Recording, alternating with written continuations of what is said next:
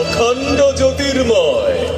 তোমাদের মতো উনি জন্ম মৃত্যুতে আসেন না, উনি অজন্মা। তিনি এই ধরাধামে নেই, এই নক্ষত্র মণ্ডলীর ওপরে ব্রহ্মলোকে তিনি বসে আছেন, কিন্তু তিনি তো এখন এখানে আসবেন না। আর তাই আমার বিনাশও হবে না।